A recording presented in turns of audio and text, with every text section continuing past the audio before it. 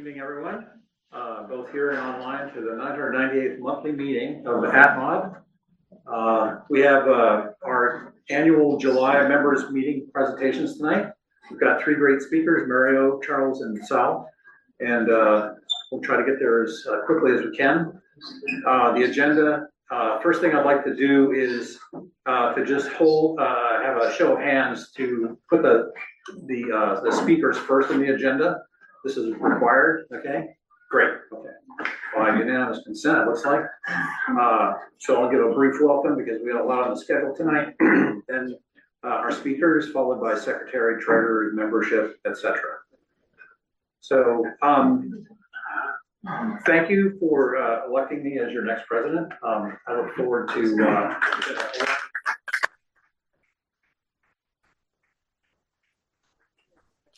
next 2 years.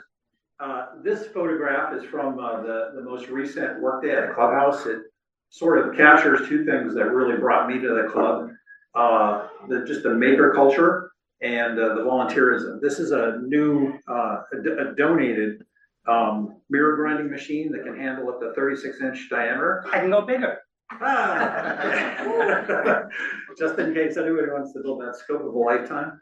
And at least one of the members, Willie, and Frank is a new member, and I met several other new members who helped with this project. It was almost one engineer too many, but we got the job done. And it's now in the shop, and Phil is very happy with this because he says that we're finally approaching the capabilities of his old professional workshop. I think this is going to be just a great 2 years in professional astronomy.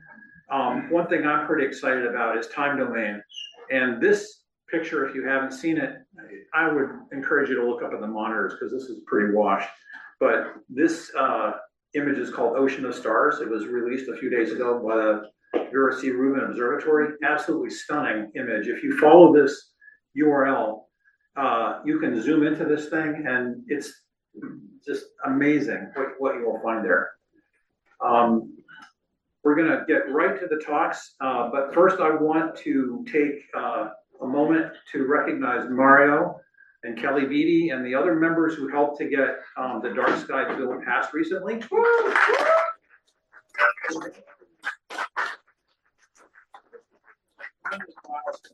think the club should really feel, like they had a role in that. But I would like to invite Kelly to the stage and talk, just to talk about this for a moment, before we get to Dr. Mario. Right. It was 1992 when we first filed legislation with the state to try to get a statewide outdoor lighting. Back then it was pretty simple. Any state funded project, lights need to be pointed down. That's all it was. We've evolved a lot. And so what's happened is that four people principally, Mario and I and Tim Brothers, and a fantastic local light pollution professional who's right up the street here on Sherman Street named Glenn Heinmiller, wrote this bill that we have been promulgating through the legislature. And invariably what has happened in past sessions is it gets reported out of its committee favorably, and it gets stuck in what's called Ways and Means, which is the sort of vetting committee. And it turns out that the chair didn't really like our bill. And so there it's at. This is how our legislature works. For some reason, we had a couple of breakthroughs this year. And so in very rapid succession, over the last 2 weeks, on the House, we had filed identical bills in the House and Senate, identical, improving our chances of success. On the House side, the bill got incorporated as an amendment to this $3.5 billion environmental bond bill, which was a must-pass bill, and it did pass, and our amendment was approved on a 150-0 vote. That's a good sign. And so that got passed. Meanwhile, in the Senate, it got brought forward to the Senate. We hadn't expected, it was the Senate Ways and Means where we've been getting stuck. And all of a sudden, the dam broke loose. The Senate leadership, we're talking Karen Spilka and Michael Rodrigues, who's the head of the Ways and Means Committee, put out a press release saying, we're gonna vote on the dark sky bill next Wednesday. It's a great bill. And then they put out, then it went to the Senate floor, was approved 39-0, an actual roll call vote, which is very rare in the either house these days. And then the Senate put out another press release after it passed saying this is a great bill. Now, they're in somewhat different forms, and so they've gone to what's called a conference committee. The formal, don't freak out because the formal legislative session ends July 31st, but the conference committee can keep doing its thing until the end of the year. So we expect to be popped out and sent to the governor's desk. I get emotional about this. And then wait, there's more. 3 days, when was it? It was maybe Saturday, maybe Monday. The Boston Globe had an editorial that started out talking about fireflies in Rockport, and it quickly pivoted to talking about our bill and how it ought to become law. And like, I can't believe it. Anyway, thank you all for all of you who've responded to our like, go tell your representative and stuff like that. In past sessions, it didn't work for whatever reason. This session, it did work. We're very excited about the prospect, and you deserve some of the credit. So thank you.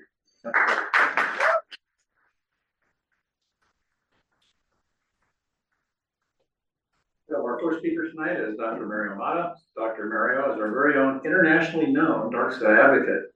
Since becoming an official snowbird this past few years, he's concentrated on imaging deep southern sky objects with a C14. They're either poorly seen or invisible from New England for being too far south. And he'll talk about his C14 and the variations, I'm sure. So, Dr. Mario. Mario, is it true that you wish you could live in Rockport, but you're stuck in Gloucester? Oh, I wouldn't mind being in Rockport. Just as an aside to what Kelly just told you, the good people of Rockport, oh, wait a minute, It's the other side. wanted to have new lighting. So they went to National Grid. The National Grid says you can have 4,000K or 3,000K and you're gonna like it. And the city council, not knowing any better, because I mean, most city council members know zero about lighting. So they just said, well, that's what National Grid says, that's what we gotta do. So they convinced them to at least put up lights to vote on.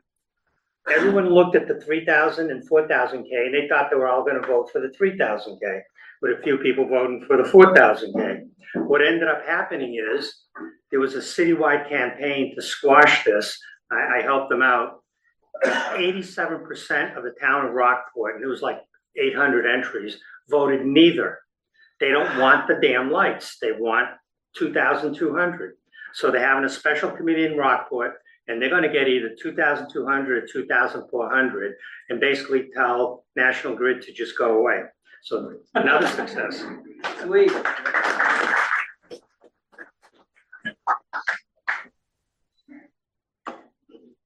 Oh, good, you're up. All right, so Diane, oh, Diane's here. So about a few years back, when I retired for the first time, I always wanted to go to the Winter Star Party, and I finally was able to go. So I'm retired, and it's right there. So I went to my first Winter Star Party several years ago, and you have all these trailers with big dogs. I'm talking about 24-inch, scopes all over the place. And you think they'd be looking at stuff they've never seen before. I go to the first group, and what are they looking at? M42. I went to the next one. What are they looking at? M42. After the fourth one, I was ready to pull what little hair out I had. And I said to them, why don't you look at stuff you can't see from home? You drove out there, and everyone said, we don't know what to look at. So I gave them a list of objects. Diana thought it would make a great article. So I ended up being in Sky and Tell and 2024 February issue. And that's now become the list of suggested objects for the Winter Star Party. So I just think it's funny. I just had my mirror recoded. Tony Pereira who runs Spectrum Thin Films, said he's gonna retire at the end of this year. He's turning the business over to his daughter. He said, "I really like to be here," and I thought that was a great idea. So it didn't really quite need it yet, but it was getting close, so went ahead and did it. And I'm happy to say the mirror is up, and last night I collimated. Had a little bit of color aberration, and when I made that correction, I saw some astigmatism, so I got to redo it, but it'll get there. Just to need another clear night. So here's the back of my house. Portal 4.5. Eat your hearts out. But I can't bring a 32-inch to Florida with me, so I have a C14. I had a 16-inch mirror that won a couple of cellophane awards. It's honest to God 16th wave that I ground in the early 80s. And I was going to use it for down there, but the mirror itself, it's the old style, 3 inches thick, 54 pounds. And I'm getting old. And just when I started designing the cell, it was going to be 70 pounds to drag out. And then you have to attach the tube, the mount, and everything. So I'm ashamed to say it, but I actually bought a telescope. So it's a C14 inch, but it gives nice images. Is that the carry-on version? So this is from the Sky and Telescope article showing where the original group of pictures came from, what constellations. But I've added to it since then. And here's a list of, if you take a trip to Florida, copy this and bring it down. So you're not like one of the people always looking at M42 and nothing else. The sky in Florida is very steady. You don't have a jet stream. So my best pictures of the planets are down there. It's just really nice imaging. This doesn't project as well as here. So M55. Let me, I printed out Can you a turn the list. lights down? Excuse me? Can you turn the lights down? We'll see. It's like a manatee. Yeah, that helped. That helps a lot. We're fighting. Thank you. Turn it off. Okay, so M55, it's actually minus 39 deck. It's Galaxy and Sculptor. It's one of the first things you got to look at if you go down south, because it sets fairly quickly early in the year. It's actually south of Pegasus, but it's in Sculptor. It's 8 easily seen in a really nice galaxy. I got to redo that one in color this coming year. This is 253. This is a must-see. It's one of the best galaxies in the sky. This is another one I got to redo because I got better equipment now. But this is one of my early photographs. And this is in Fornax. Fornax Sculptor is a hotbed of galaxies. You can spend all night just looking at galaxies in those two constellations.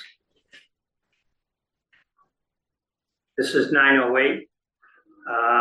This is in the Fornax Cetus border. It's 58 million light years away, starburst galaxy. It's one of my favorites, 1097.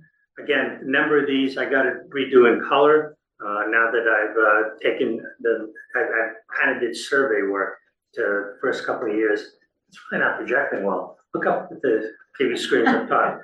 But anyways, 1097, if you got a scope down south, you got to look at this. But you can see it from here, but it's just really nice when it's up nice and high in the sky. It's in smaller apertures, you can see a nice long central bar.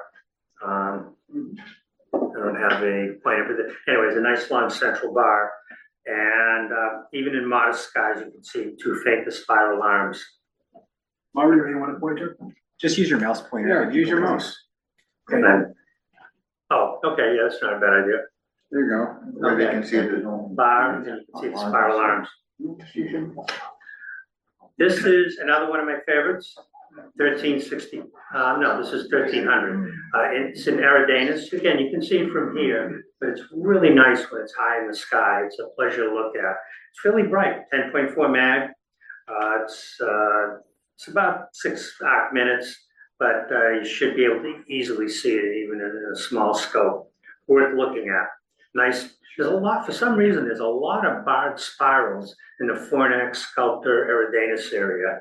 I mean, more than any other part of the sky, and I have no idea why. It's not like they're crowded together and interacting with each other, but someone has an explanation, let me know. But it's one of my favorite areas of the sky because I love barred spirals. This is 1365. Oh, that's terrible. This is an interesting galaxy because how many people think this is face on? It's not. This is an edge-on galaxy. See the spot, the dust lane over here? That's a dust lane.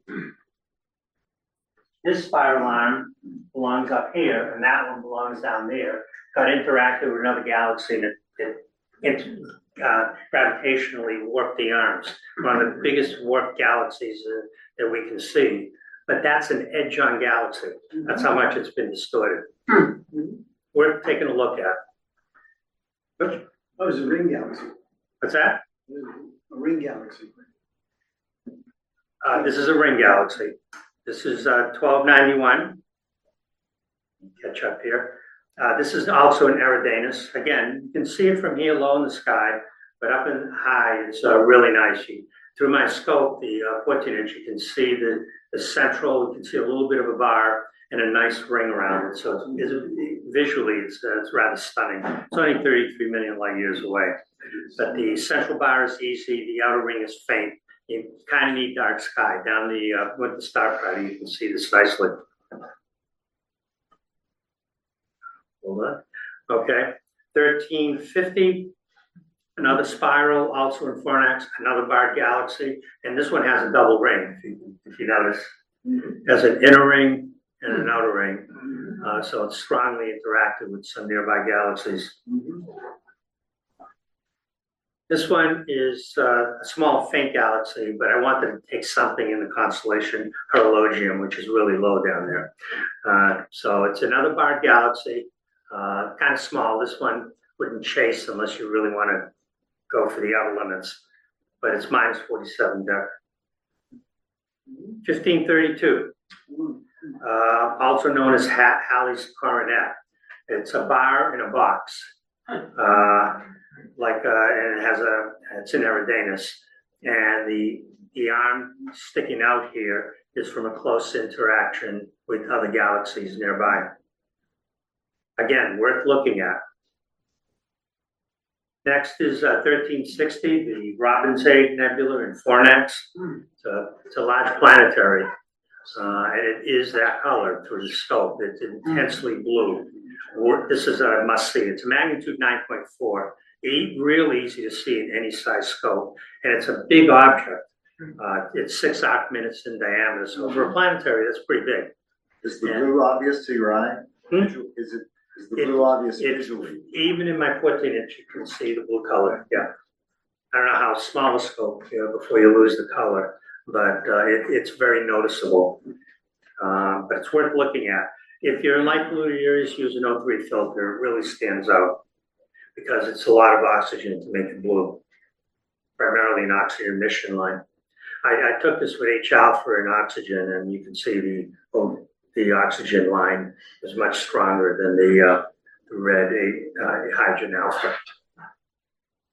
1512, a barred spiral in Horologium as well, just again south of Orion, slightly to the west of Orion. 1808. This is in Columba, south of Orion. These are all the things you should be looking at if you're taking the time to go all the way to Florida for dark sky in the Keys. Look at this stuff. Don't look at the same things you can see here all the time. This is just a camera shot of the Orion Nebula. The Orion constellation, Sirius, and the surrounding areas where Rhinoceros is off to the left there. Wow. It's a lot of stuff there. I mean, I didn't use an H alpha filter, but that's the loop. Wow. So was this your 14-inch? No. What's that? Was this hyperstar? No, this is just a camera. This is a long. Yeah, it's a very wide field. That's just a camera shot. Like a 35 millimeter. Yeah. Okay, so next is LDN, 1622, it's Linden, Linsdorf. yeah. And it is in Rhinoceros, if I remember that thing, shut down here. And it's just an interesting object. This is all dark nebula stuff. And I had to do a really long exposure to get this. But it's for my collection of Halloween. I got a whole bunch of them. Happened here. SH2261, that's in Canis Major, southern part of Canis Major. What happened here? Oh, here we go. I'm back.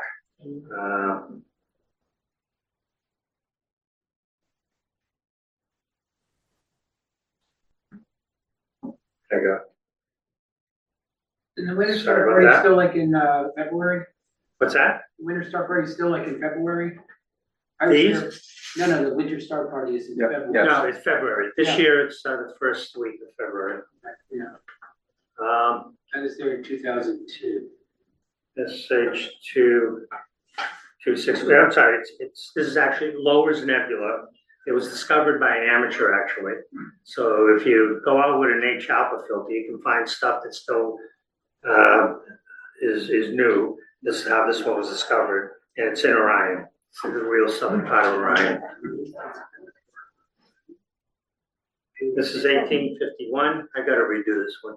But it's a globular cluster in Columba. It's directly south of Lepus and Orion, further down. It's magnitude 7.1. It's a nice view.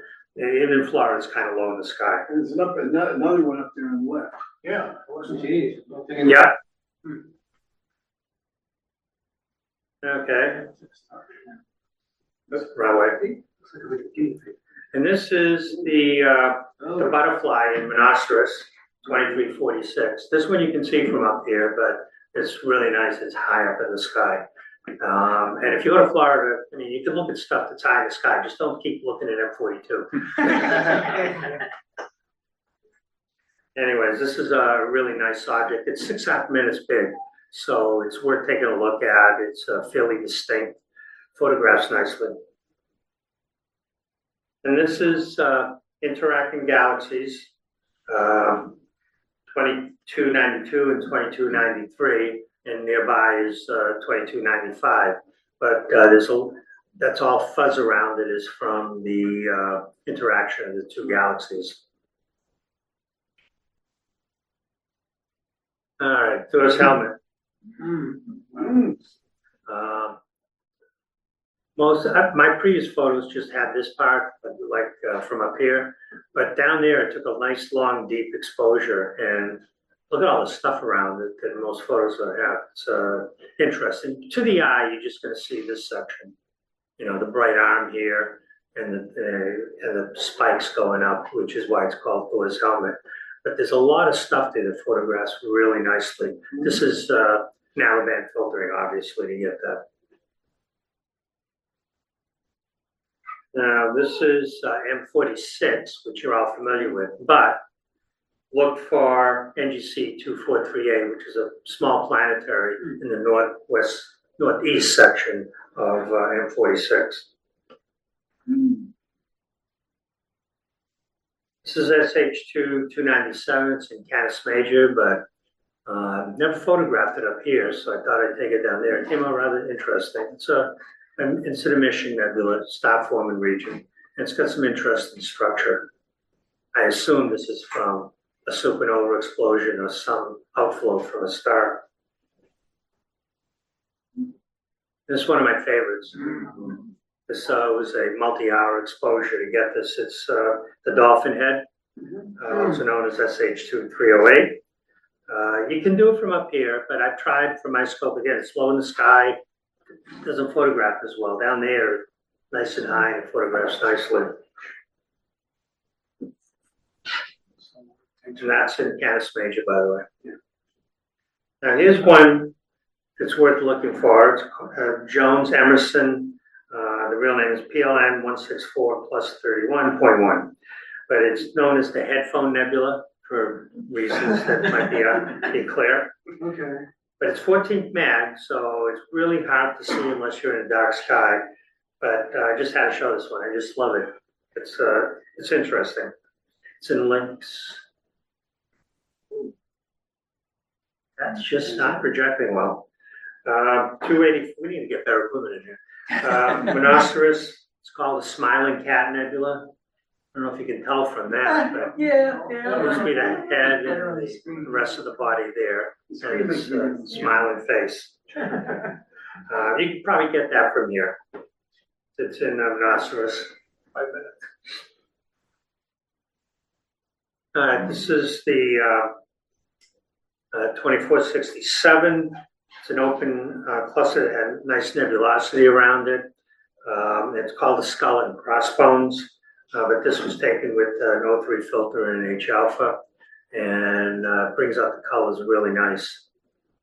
I don't see the skull and crossbones in it, but So very imagination. yeah. Well, it's something you can see visually. Yeah. You don't see all of it. In a lot of visual things, that's how they got named. And then when you take a photograph, it just kind of gets buried in everything.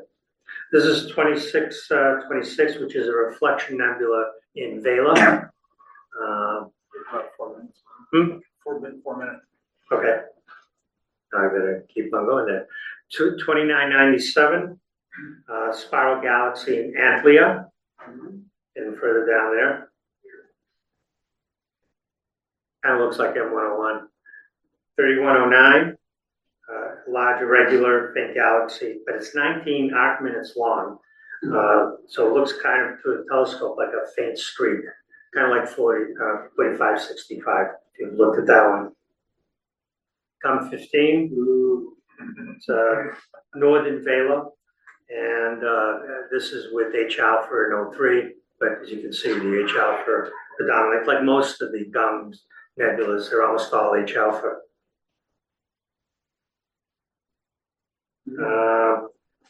This is RCW 19, again, another H alpha nebula. It's in Puppis, 40 by 40 arc minutes. So use a wide field, and both visually you can see this one with an O3 filter. Make a good t-shirt. Would make a good t-shirt. Tie-dye nebula. RCW 20 in Puppis. It's known as the monkey head. This one is really faint, and so it's a little granular because despite taking several hours of it, I should take a really all-night photo. It's very granular because it's really faint. Don't even try looking for this visually.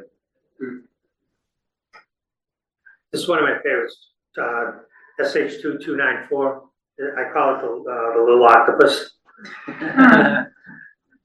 It's just nice. So let's go further down. GUM 16. It's part of a supernova remnant, apparently. And here you go. Here's the Vela supernova remnant. This I took with the at F2 because you need a really wide field to catch all this, and it goes well beyond this. But that's like 2 by 2.5 degree field of view.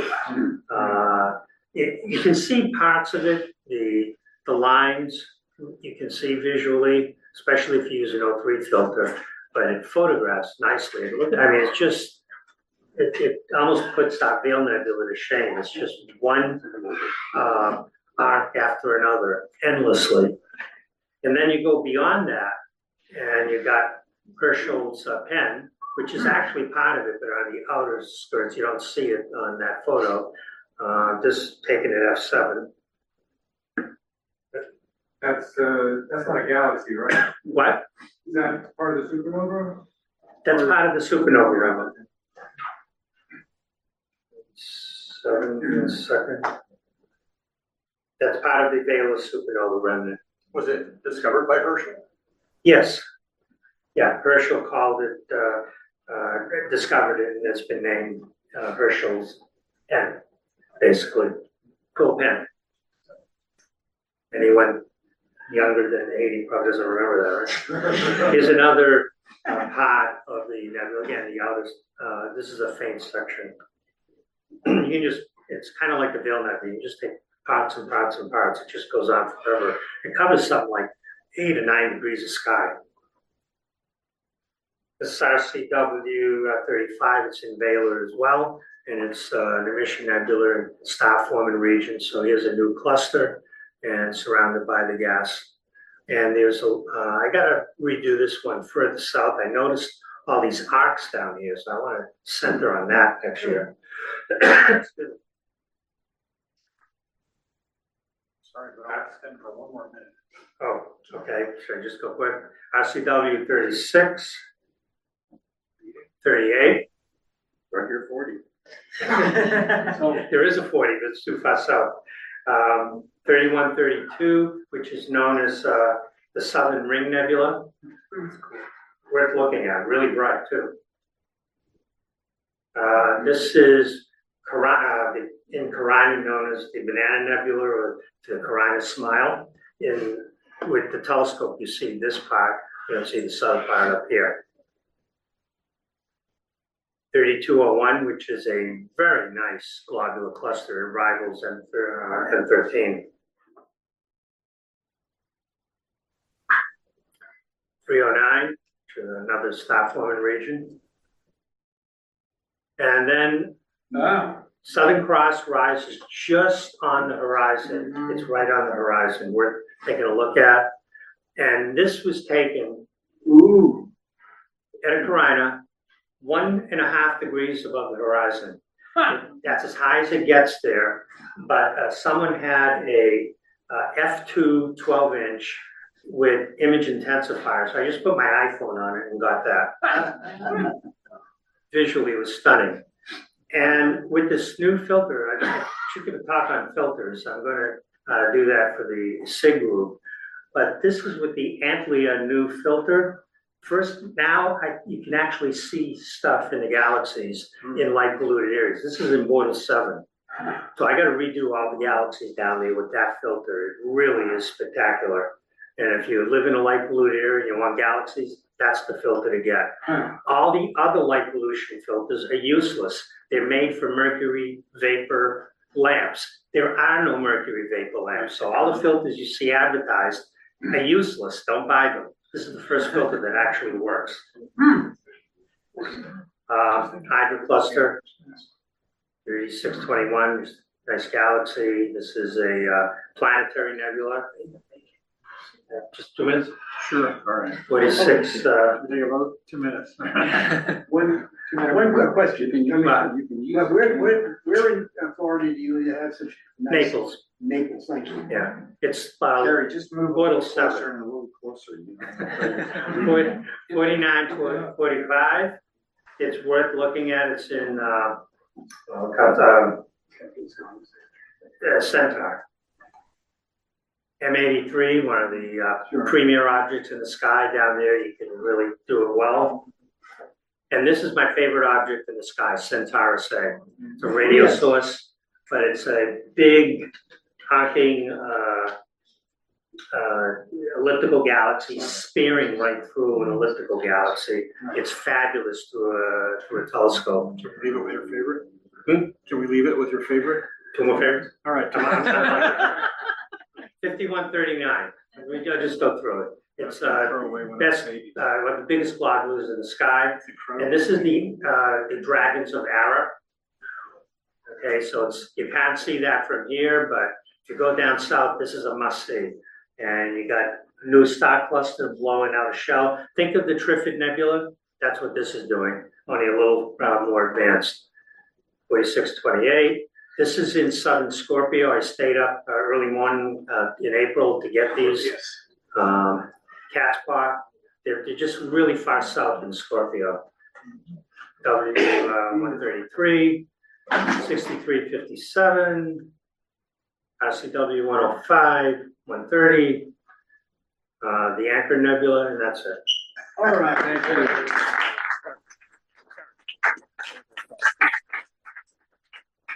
Let me get a shot.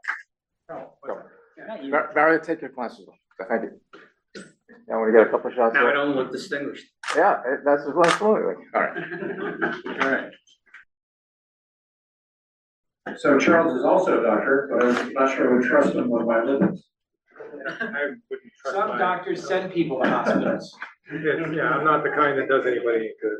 Charles holds BS, MS, and PhD degrees in electrical engineering and has worked in various subfields, including wireless communications, robotics, biomedical, and radar for many years.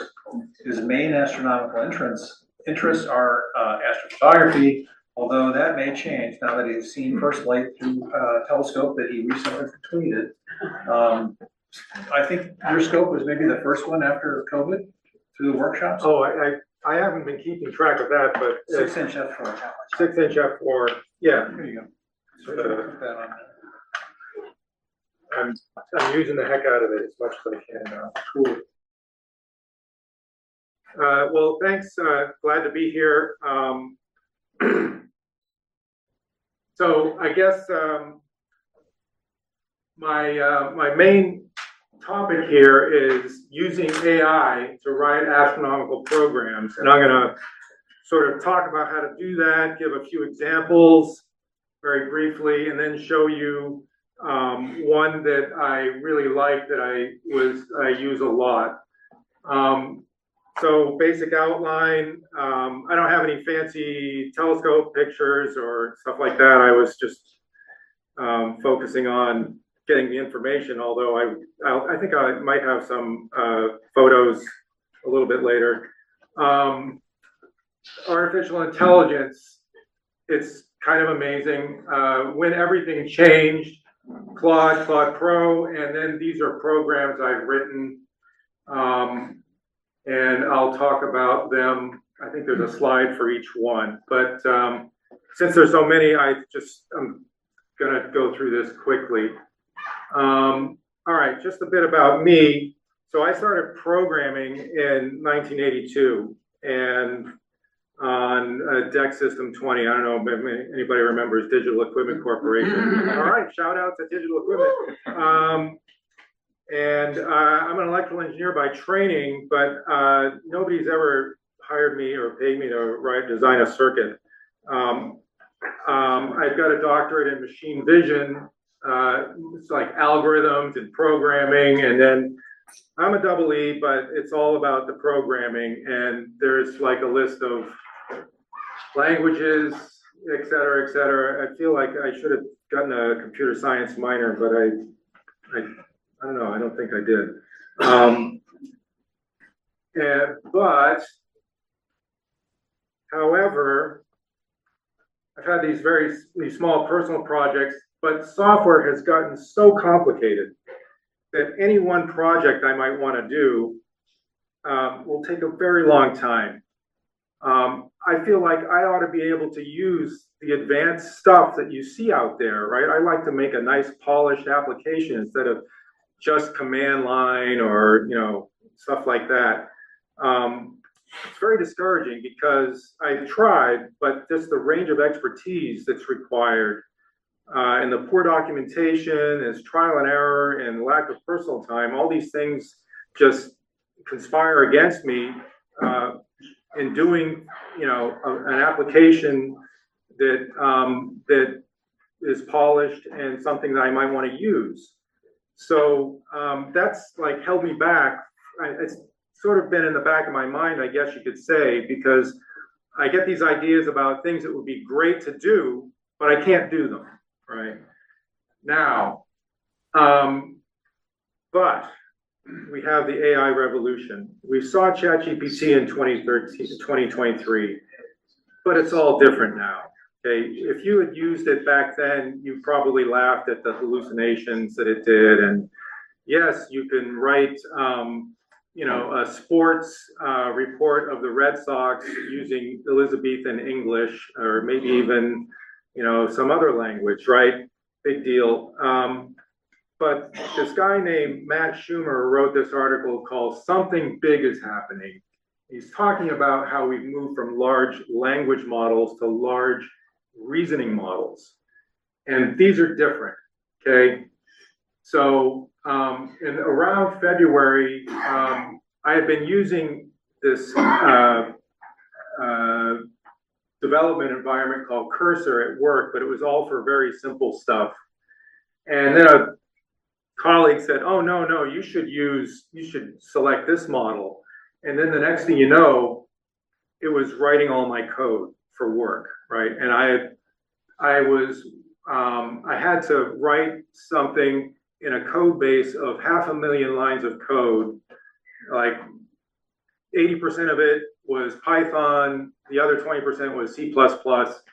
And I asked it to find this path through the code so that some signal from hardware would end up flashing this light on the user interface. And it found the 12 lines in the 6 files and did it, and it worked perfectly the first time. So, you know, that kind of blew me away. So I haven't been writing so much code anymore, but you know, so well, you know, who cares? You know, that's my problem. I'm a professional programmer, but now I can make these astronomy-related programs that I never had time for. And so I bought a subscription to Claude Pro, sort of on the urging of this Matt Schumer article, where he said, you know, if you're involved in this, you need to learn it. And he doesn't mean the free models, he means the pay models.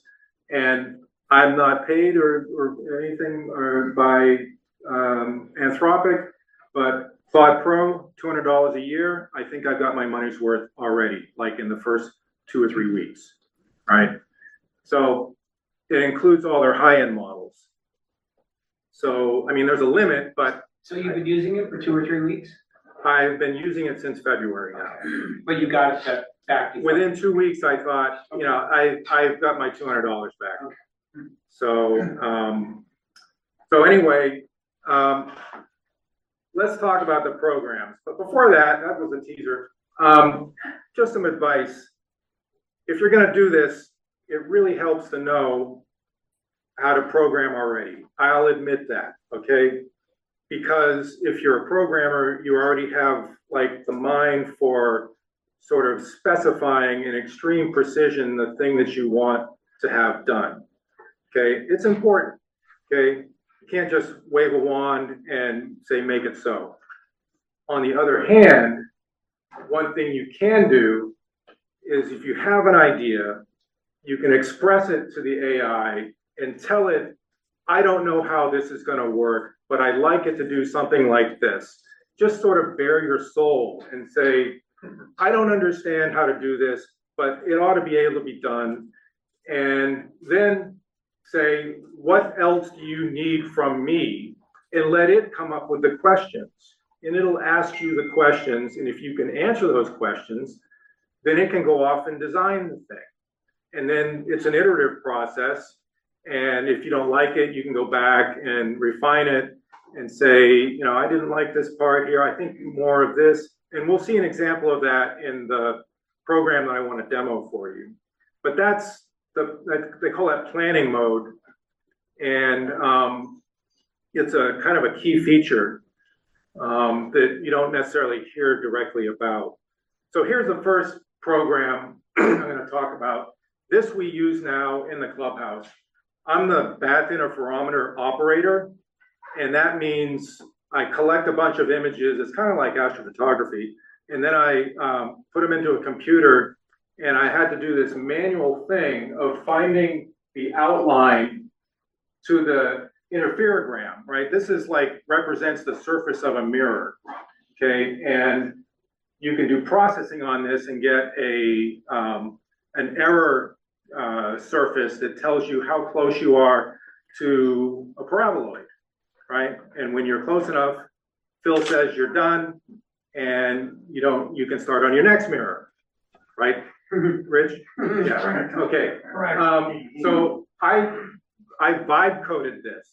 Vibe coding means that you just ask it to do what you want, and you never actually look at the code, right? So the way I did this was I had a whole stack of interferograms because I've taken so many pictures of different mirrors over the past couple years, and I created like a subset of those, and I let Claude use those as inputs. And the thing is that I already had to manually select the outlines, right? So I had the perfect input for this thing to train itself and figure out how to match the output, right? So it went through and it developed this algorithm, and it's a sophisticated algorithm, right?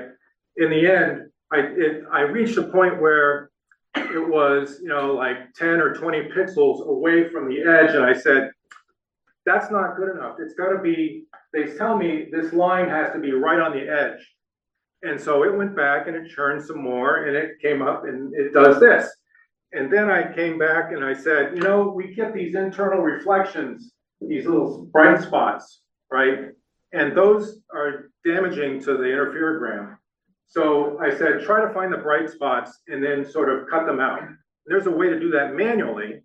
So I said, find it yourself and create this outline file.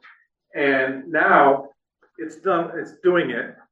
And you get a stack of interferogram images, you add them to the list, you hit run, and you sit there and you wait for like 15 seconds, and then it's done.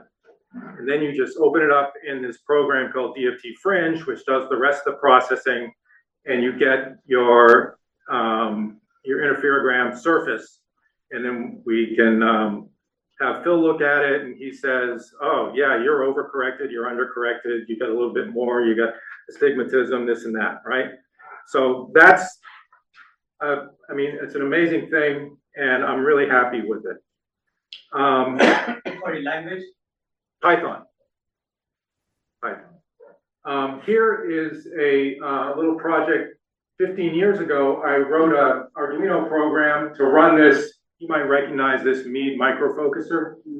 Okay, well, it's got a regular DC motor in it. I wanted to drive it with autofocus, and I was doing it manually, and I had this Arduino code, and I just handed it to Claude Code, and I said, what can we do about this? I need to integrate it with my my astrophotography stack, which is Indy, ECOS, K-stars. And it said, well, what you probably want to do is make it look like a moonlight focuser. And so it took the code and rewrote it to make it have an interface to look like a moonlight focuser that I could then hook up to Indy and then drive it with the autofocuser. Now, it didn't work that well because it's a DC motor, not a stepper, but at least I could use it with my C11 setup. So anyway, that's just an example. That's Arduino code, not, I hope everybody's familiar with what an Arduino is, little microcontrollers. Okay, all right, 6 minutes. Well, we'll just go quickly over this. Plop, I don't know if anybody's heard of Plop. They probably used it to design a mirror cell. We'll come back to this some other time, but I had Claude completely rewrite this in C++. Okay, so now we're on to AP catalog program. I have astrophotographs dating back to 2008. What have I taken a picture of already? How many times have I imaged M51? Do I need to do M51 again? Where are the photos? Where are the good ones? Who knows, right? I was trying to keep this up in a spreadsheet.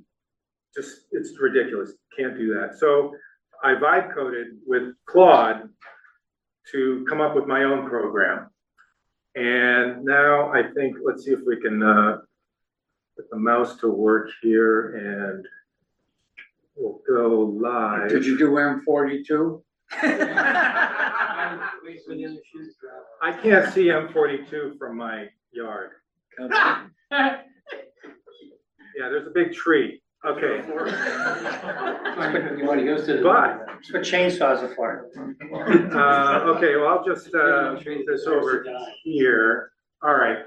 I love trees. So here's like the front page.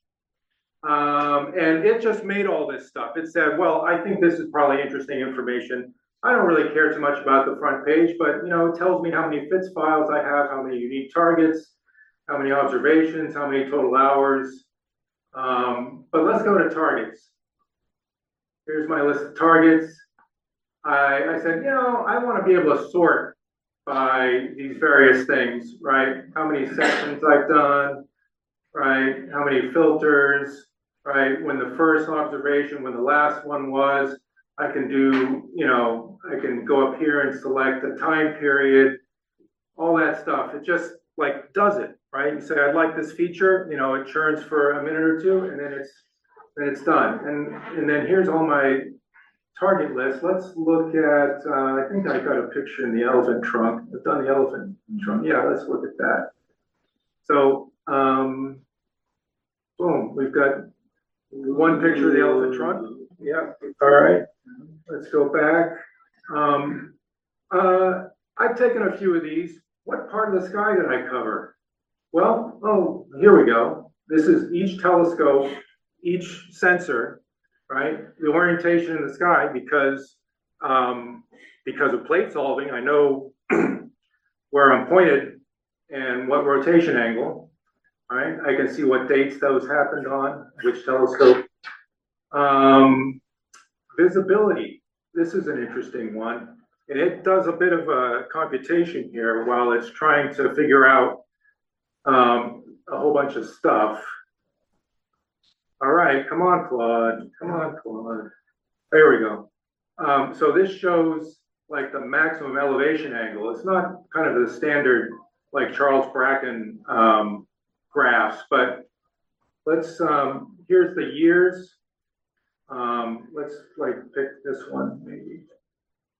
And we can see how I had, luminance and then did a lot of O3 and then a lot of S2 and H alpha I only did one of, and I just sequenced that over the whole night, did a meridian flip and did more. So that's visibility, quality. I'm not sure if this is going to work because this is normally running on my home PC and not on my laptop. So Charles, is this usable by other people or is this Sure. specific to your? So this is, a lot of this depends on my own files. How do you organize your photos? That is the most crucial thing because you want to make it as uniform as possible so that a computer can go through and just find what these dates are and what the names are and stuff like that. Like the names you see here with the common name, that's part of my directory name, right? For the folder that I store the files in. Now, I could have asked it to say, what's the common name for IC 1318 or IC 1396? But I didn't do that, right? We can see locations where I've taken pictures. We can see the different telescopes. It tries to match up these telescopes that I've entered with the field of view in the FITS files, and then tell me which telescope.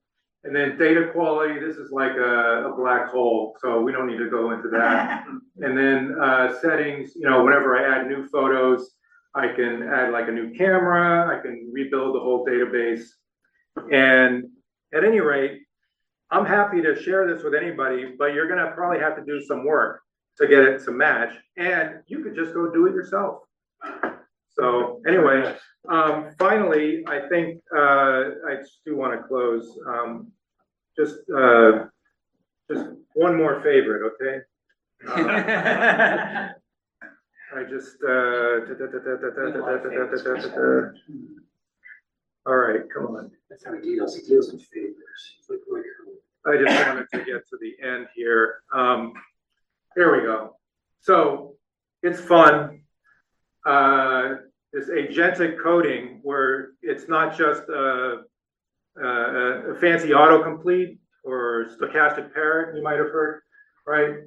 I focused on programming, but they're also good at other things like mechanical design. And I've just started with that.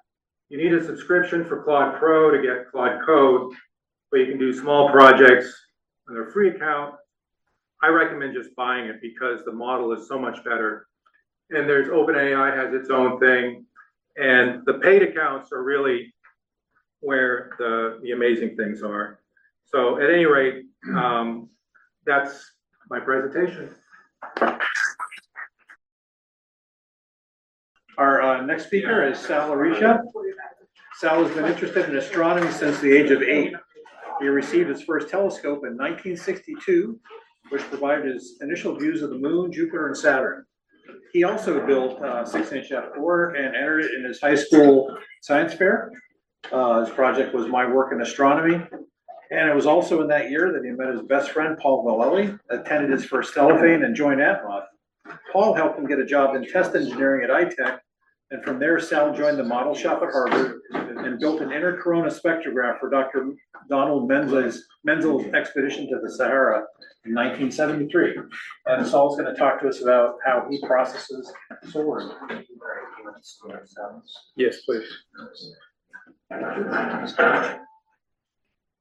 So, 20 minutes now. would anybody like to see a picture of my son? Yeah. He's hard to get time. All right. So I'm going to show you the end result. And I'm just going to show you one video, and it'll give you an idea of what I can do. So I've been interested in solar astronomy since I was a little kid. So let me show you where I am today.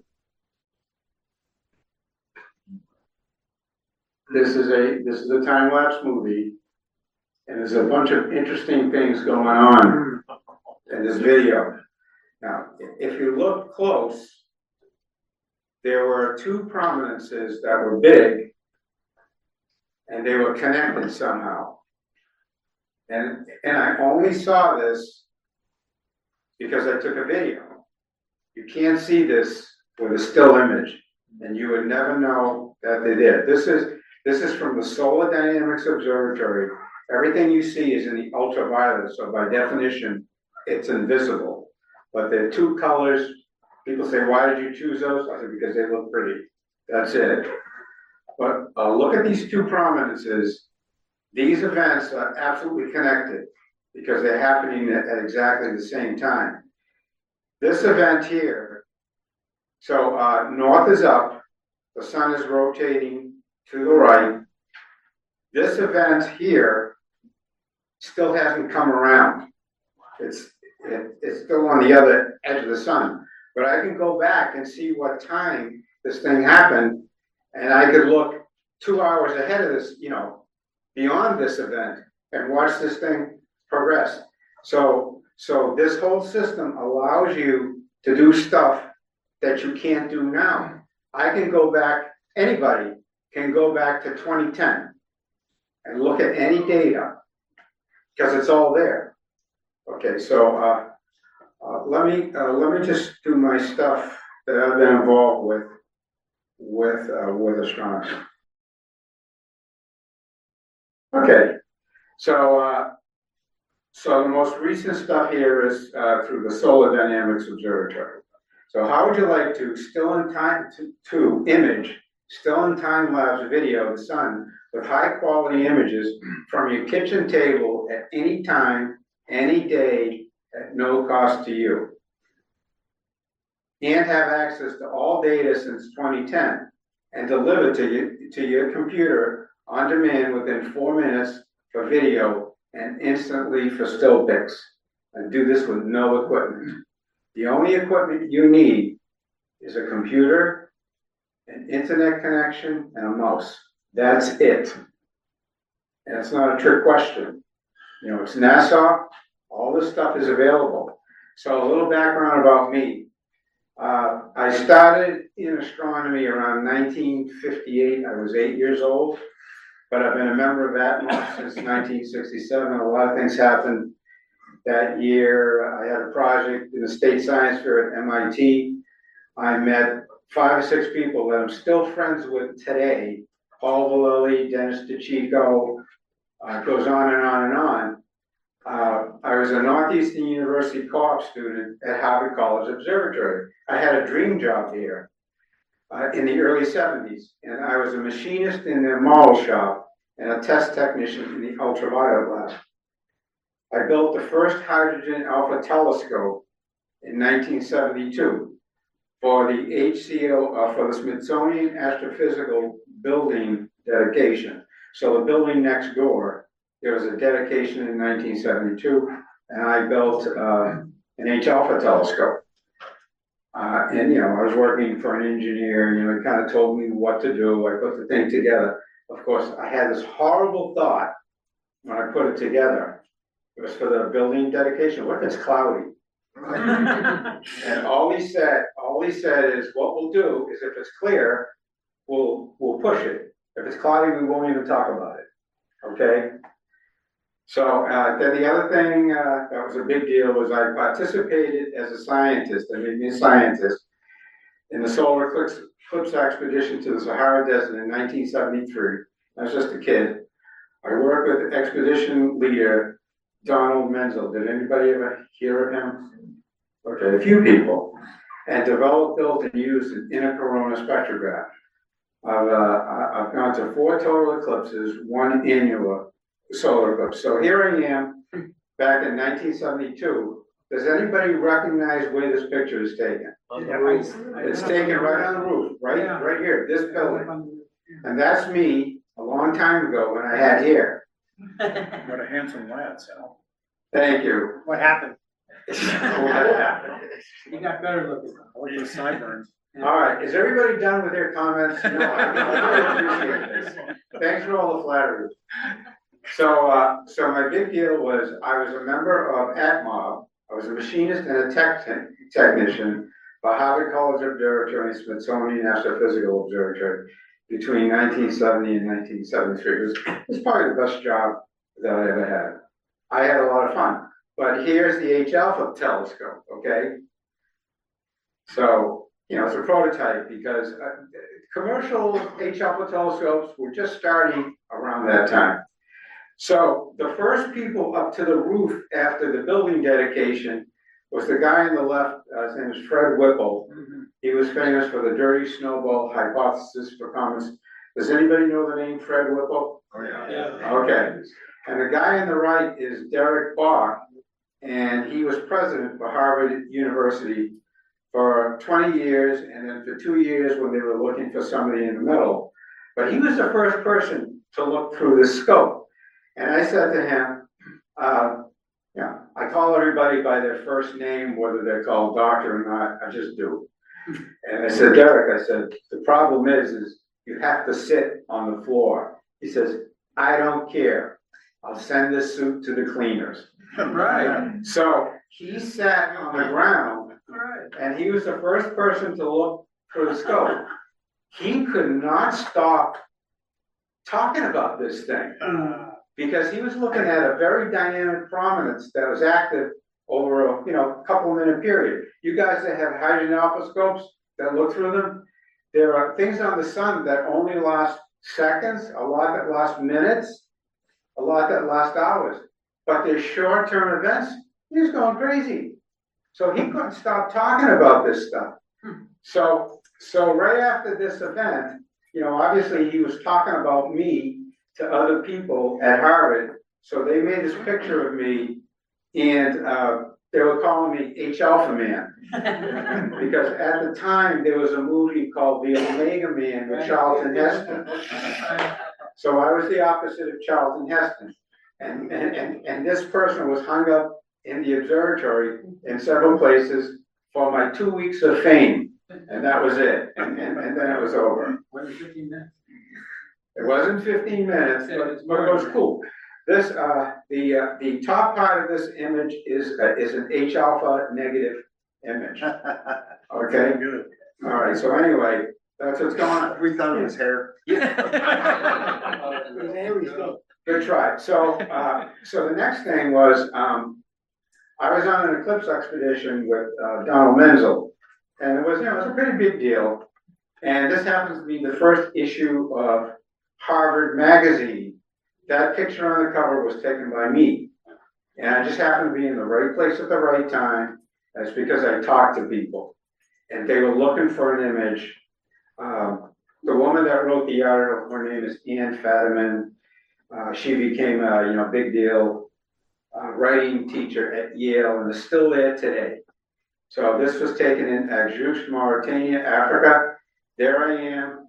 This is my great equipment. This is a Motta SR7, which is a basic single lens reflex camera. The lens on the camera was a Solidor preset 350mm lens, and there was a Vivitar 2X teleconverter. Very basic equipment.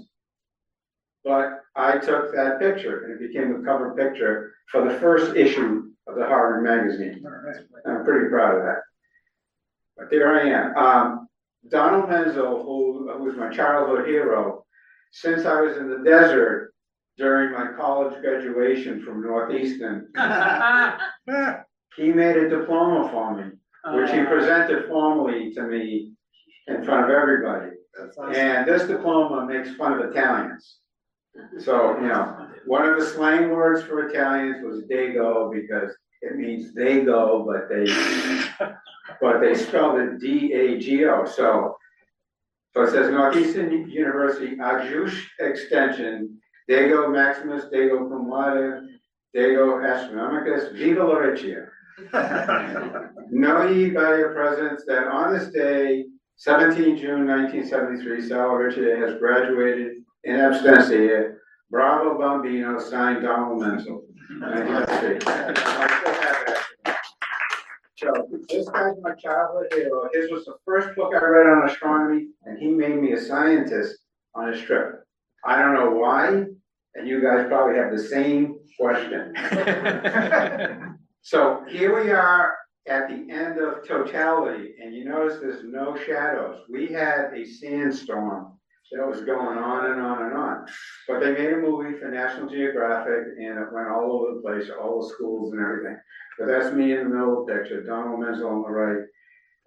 This is the National Geographic film crew.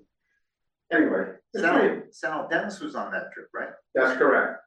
He's over here somewhere. For some reason, Donald Menzel gravitated toward me. I don't know why. But this guy, who was the director of the movie, said, "You're a very exciting person, Sal." That's all he said. You know, and we need some life in these movies. So fast forward to 2015, I met this guy at Cellophane. Anybody recognize him?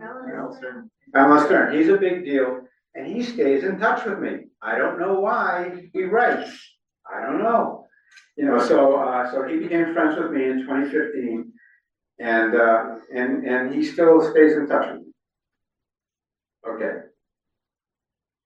Now, what happened, you know, during the pandemic, I started to get itchy to do something, you know, because I'm home, not coming to meetings. You know, Zoom meetings don't do it for me. So I wanted to get involved with solar astronomy, but I didn't want to buy an H-alpha telescope. So I started with a Beta white light solar film, ND5, that was in 2022. I want to thank the members of the club for helping me with this project. One member did this 3D printing. Can anybody guess his name? I can tell you that his initials are Corey Mooney. All right, so he made this 3D printed great piece of plastic, which is a snug fit on my scope, and I got 2 pieces of cardboard, you know, made the sandwich, put the white light solar film in it, and Dennis DeChico told me when you make the frame, you don't want to stretch the film. Right. You want to just drop it in. I said, yeah, but it has wrinkles. He says, don't worry about it. It is so thin that it doesn't do anything. He said to just drop it in there and do it on a cool day, so the thing is, you know, smaller. And you know, his words made this picture, okay? And then I said, gee, all these people in the club are doing H-alpha stuff. And I said to myself, how can I do different frequency stuff using somebody else's equipment? Well, there happens to be this satellite that's in geosynchronous orbit, thank you, that has a Clubhouse logo on it already. It's called the Solar Dynamics Observatory. It looks at the sun in the ultraviolet. All the pictures that you're going to see are in false color, okay? But when you look at a website called helioviewer.org. All of the major solar satellites are on one site. And what it does is you can create sandwiches on this site of any layer that's on a satellite with a certain frequency. And you can sandwich them all together at the same time.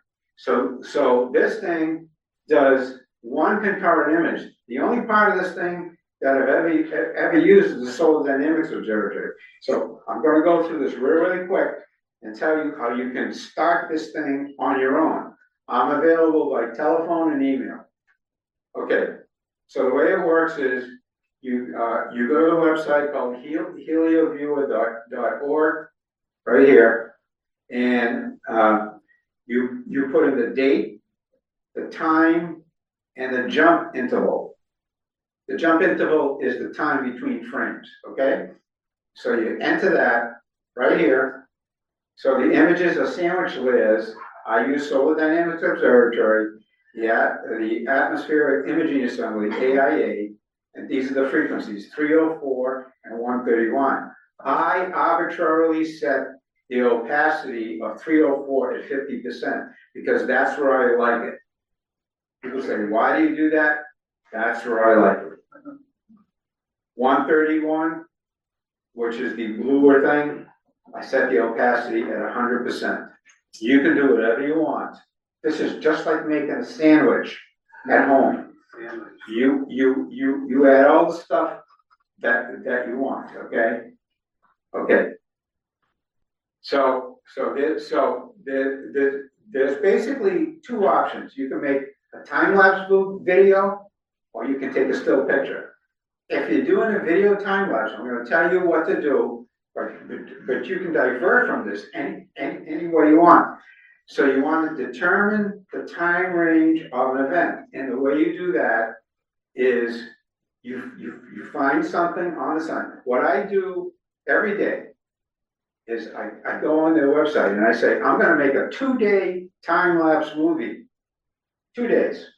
So I'm looking at 48 hours, and I just run the thing with these settings, and then I look at that video, and then I look for events with my eye on the screen, and when I see something pop up, I go back to that date and time, and then I go in there, okay? So I determine the time range of the event.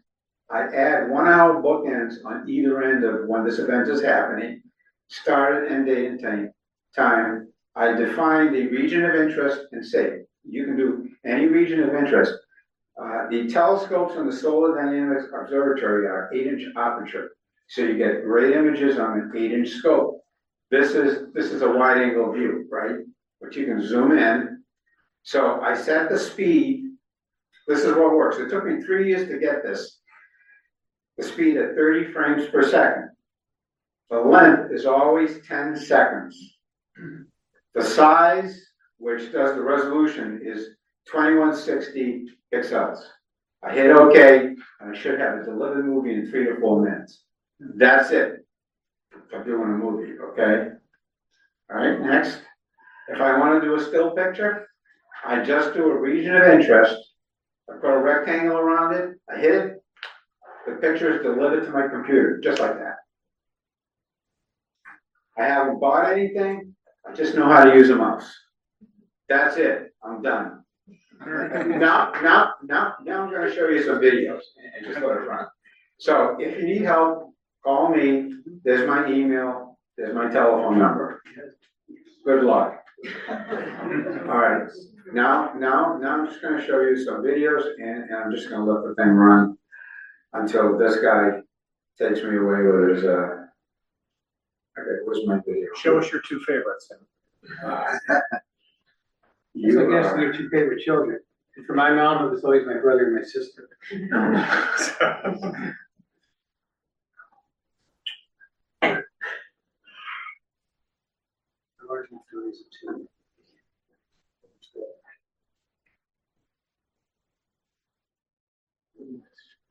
Okay, this is the same thing that I showed you before. And we'll just let these run. These are 10 seconds each.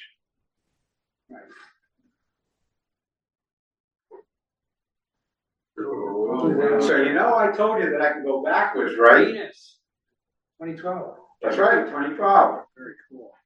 All right, so I'm just gonna give you, this is what you can get. There's not, you don't have to write any code. There's absolutely no code writing, which I like, you know. Do you have a favorite, time interval between pictures? It depends on the event, like, if the event goes over, like, if it's like 1 hour, you gotta do your own, watch this stuff, it's unbelievable. So, you know, I'm gonna let this go for about another 10 shots, and then I'll call it. Sal, is there any reason why you limit the length of the video to just 10 seconds? Now, I want to show you something here. You see these radiating things coming out of the spots? Mm-hmm. That's kind of like a discovery. I haven't been able to find anybody that can tell me what that is.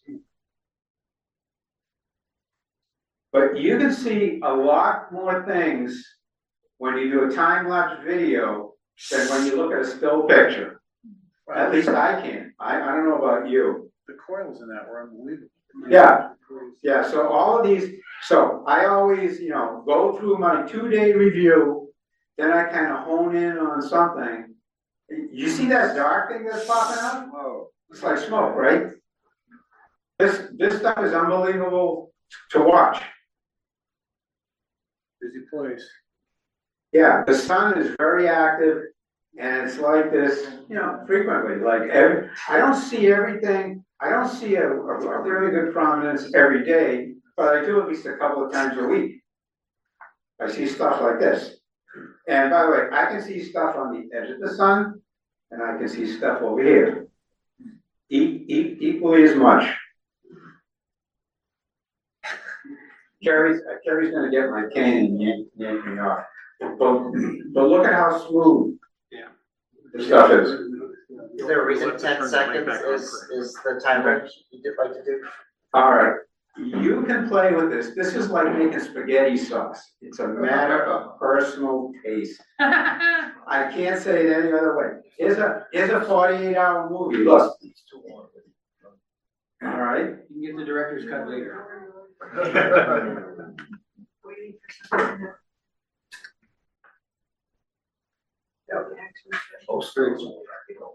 All right, so you know, I'm grateful for this club. I'm grateful to my best friends. Paul always says to say hi. He's having a difficult time physically. He's been hospitalized a lot. He hasn't been here. I went to see him last week. Is he still in the hospital? He's in and out of the hospital. He's been in rehab. He falls a lot. I mean, you know, it's all this stuff. So, Dr. Joseph, you're the one that told me about this sunspot. And so I aimed my solar dynamics observatory. Right after I had breakfast. Let me just try this thing, right? But look at the detail. No equipment, no money, no filters, except it's all ultraviolet. It's your tax dollars. That's correct. So I should thank.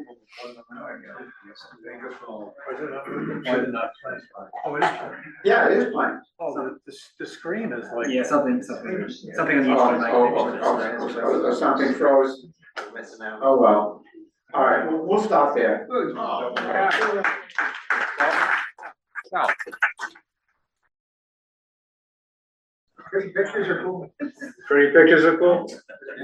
Pretty videos even better. You know, somebody asked me, what was the telescope that had the most influence on me?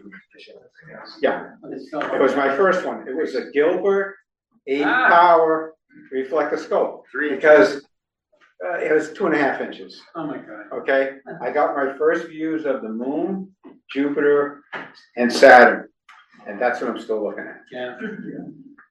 Thank you, Sal. Oh, you're welcome. Thanks very much.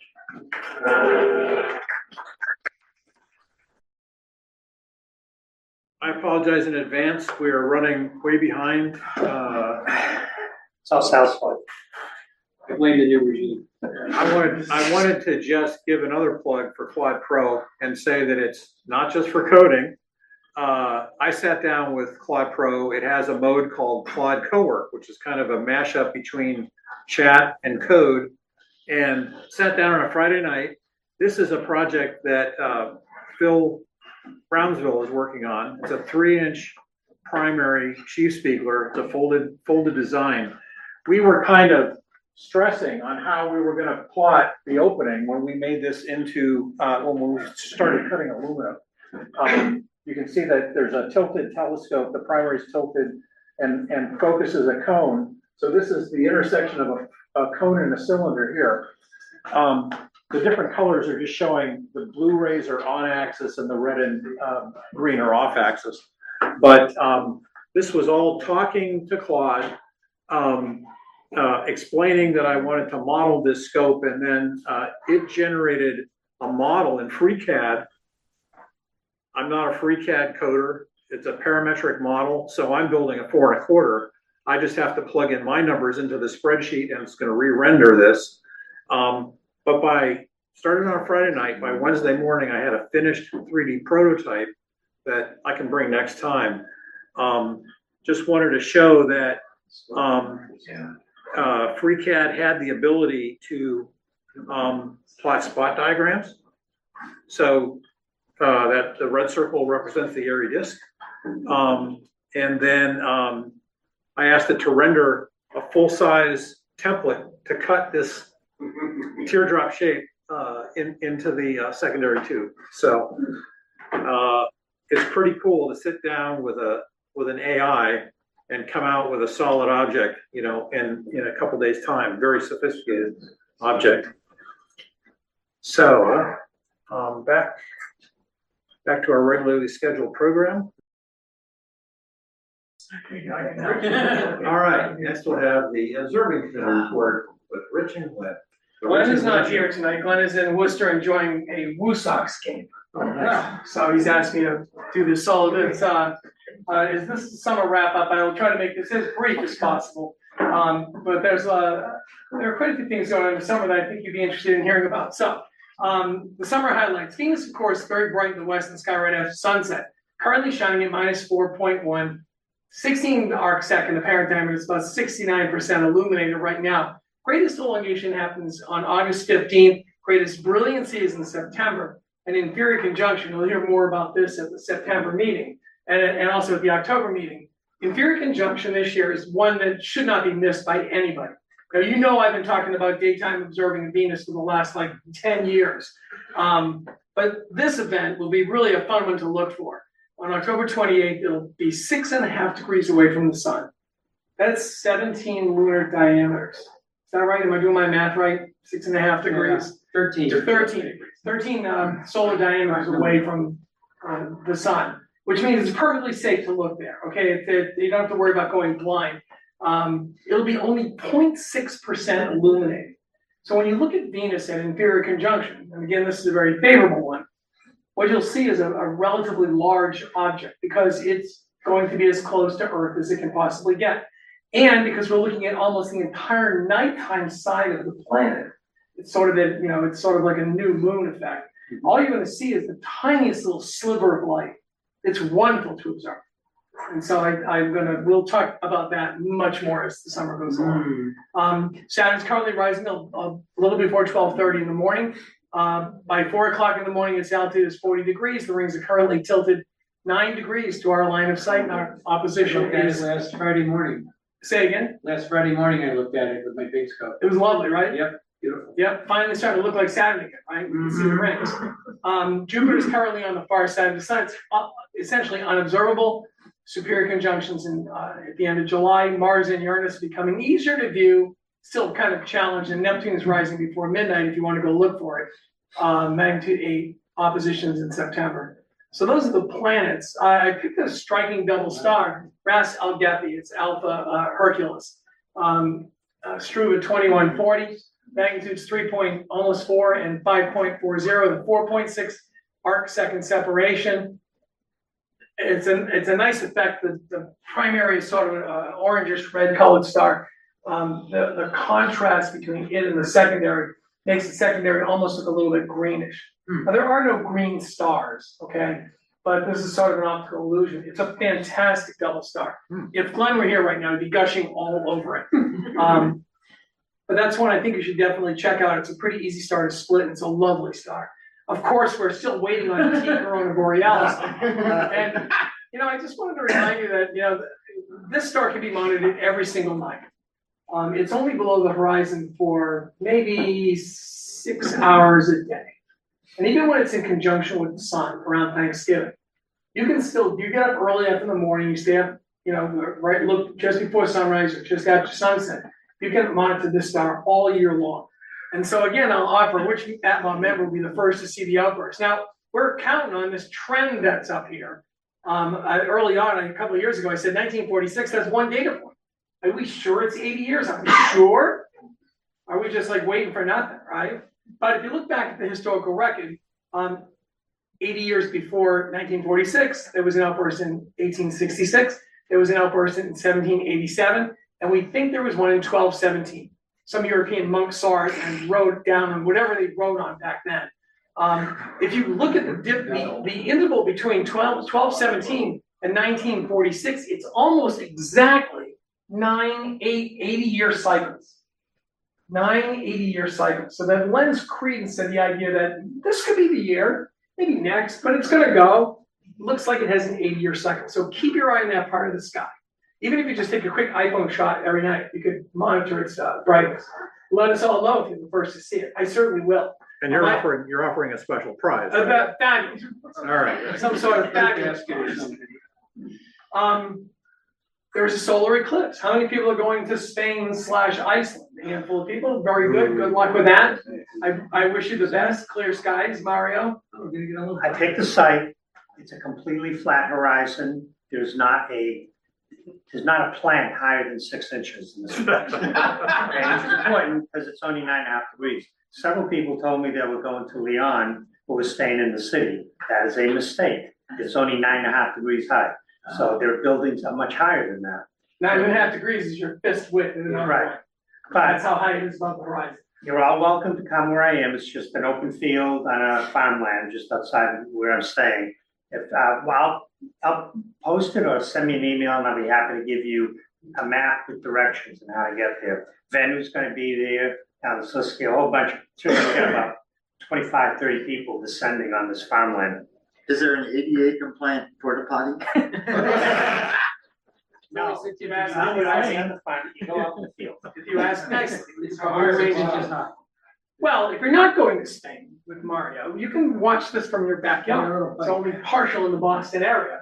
But with a safe solar filter or an H-alpha telescope, you can watch the eclipse. Go back. Only about 27% of the sun will be covered as viewed from Boston.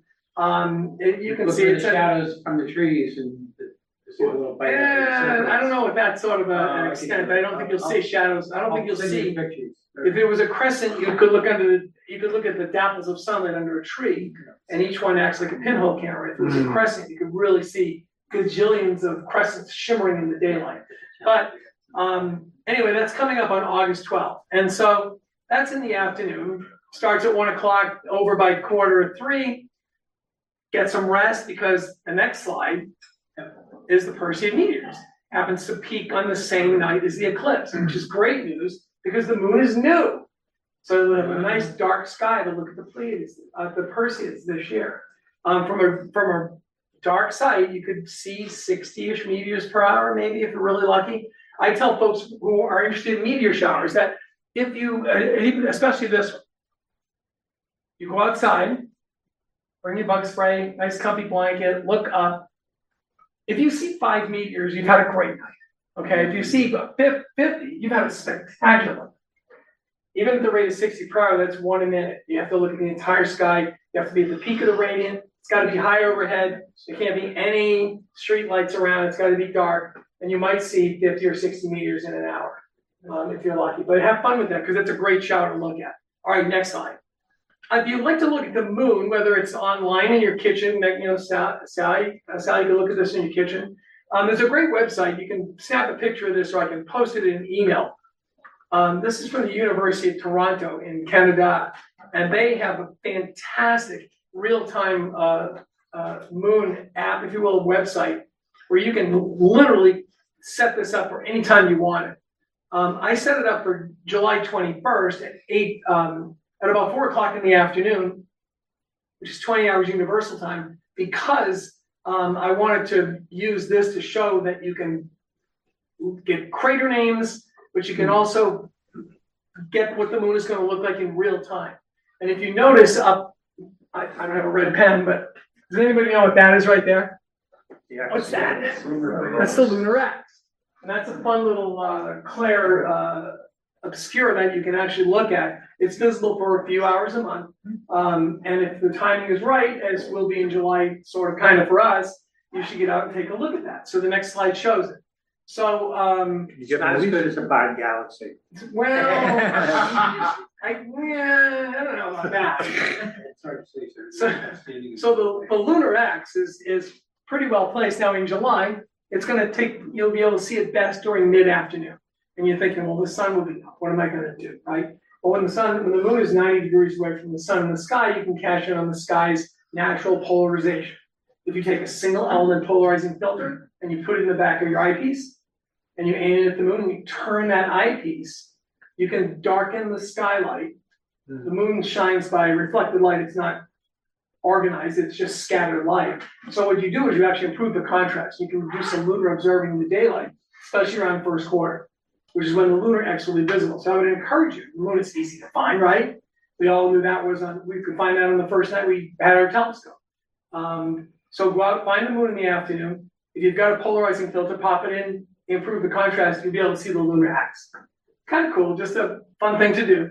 And the other highlight of the month, because it's summertime, I figured I'd pick out two. One of my personal favorite spots to look at on the moon is Mount Python and the craterlets that are just to the south of the moon. So in a waxing gibbous moon, a couple of days after first quarter, on the eastern shore of the Imbrium Basin, you can find Mount Python. I've circled over there. Now this is the crater Archimedes here. Aristillus, Eudoxus, Cassini, Python. And if you look closely in this picture, you can see there are two little craterlets that are just south of that mountain. And I like to show people those craterlets because it gives you some idea of the extent of the real estate that you can actually see on the moon with a backyard telescope. Well, the moon isn't very far away. It's only, on average, 239,000 miles, right? And so with a little bit of magnification, you can start to see some pretty fine detail on the moon. I know we can see the big stuff. The Imbrium Basin is like 700 miles across. You can see that with your naked eye. But what about the small stuff? Have you ever taken your telescope and looked to see what's the smallest thing I can see on the moon? I do that all the time. I like to look at the tiny stuff. And these two little craterlets that you can just barely see in that picture are really kind of cool. Next slide, please. So there they are. All right, so Python looks like it's this giant spire of a mountain because of shadow exaggeration, right? It's actually not that big. It's only 15 miles across and about 1.5 miles high.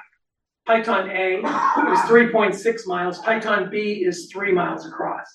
So in just your backyard telescope with medium magnification, you can see these two craters that are only a few miles across. Which I kind of think is kind of cool.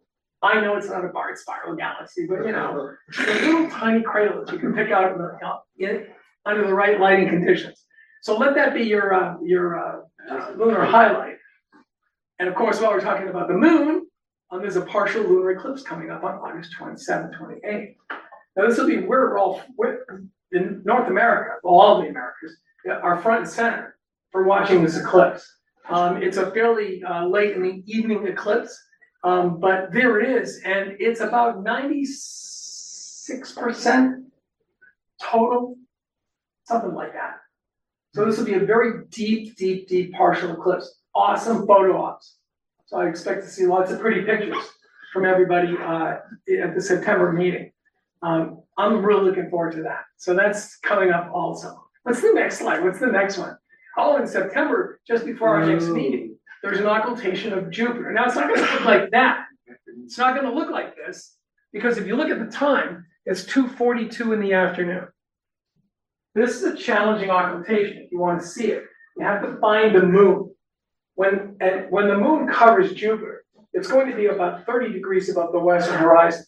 And as you can see, it's going to be a very thin crescent. It can be done. We go back one slide. It can be done in the bright blue sky. My recommendation is if you have an orange filter, use that to enhance the contrast between the sky and Jupiter. The moon may not be possible to even see. I don't even know if you'll see the moon at that altitude, at that phase. Not a red filter? I think a red filter is too restrictive. I think for me personally, it makes the view kind of too dark. Okay. So I kind of like the way an orange filter works, but yeah, a red filter would work too. Probably better. But same thing, it might just take away so much then. For me, it does. But do check that out if you can. It'll be good practice. There's a spectacular occultation of Jupiter coming up in October, pre-dawn. It's going to be awesome. All right, so we have to get ready for that too. All right, but that's coming up in September. All right, I would now turn this over to Glenn, but I'm going to go through these really fast. The June challenge was M13, the propeller. And we didn't get any visual reports back. We did get some stuff from the imagers. Look, you guys, I apologize for going through these fast, but let's just click through them, right? This Mario Motta's picture. Go back. Oh, sorry. This is so intense that it's almost impossible to see the propeller in that image. Mario, is that up near, is that it up near the top? I can't even find it in this image. No, see, it's not. But some of them there. Is there a better view in the monitors? I don't know. Yeah, it's the upper right. By the way, that's a spectacular image. Thanks for sharing that with us. Yeah, but you can see in a globular cluster, the aperture really does matter. Next slide, please. Next slide. So these are some images by Doug Paul. And I think the intent here was to prove that you can see it all throughout all exposures, but I still don't. Rich, let me speak to it. That these are all identical exposures. It's the identical data. They're presented with 4 different stretching factors. The upper left is linear, and then greater as you move down. What is stretching? Stretching is a nonlinear mapping of the intensity to bring up the low intensity stuff. So if you stretch it more, the cluster looks a lot fuller. Oh, like the one, like this. Right. Now, Glenn said you had a final picture, but I didn't get it from him, so I apologize. Okay. All right, next slide, please. Well, these are great shots. I still don't see the propeller. Oh, wait, I do see it. It's right here. It's right here. There, it's right there. There. Yeah. What? Oh, yeah. That's it right there. Oh, that's. Now, there's some, Only one of those is mine. I didn't see two different pictures. okay, well, I'm sorry, somebody here. Not sure which one. Rayo was a single with a C star. Yeah. Yep. And Naz, again, nice shots of the globular cluster. Mark Helton. Wow. I'm just recording what Glenn sent to me.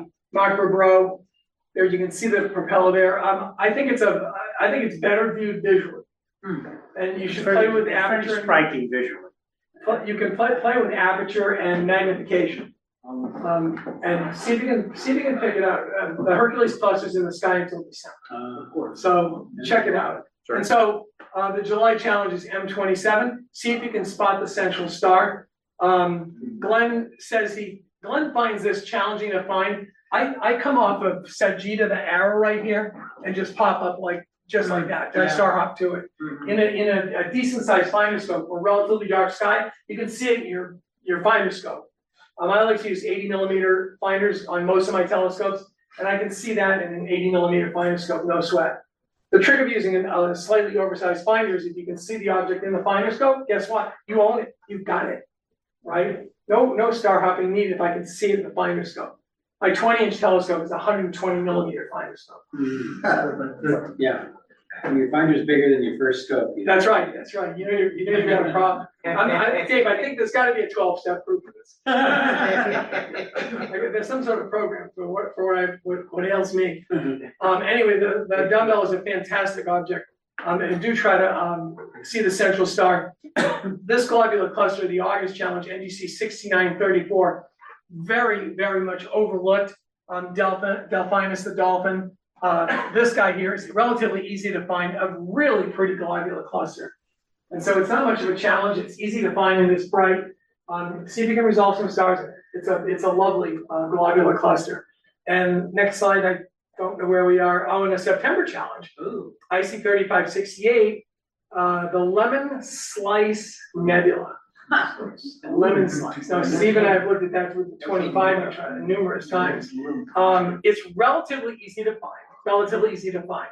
It won't look that pretty. It's teeny tiny, but it's bright.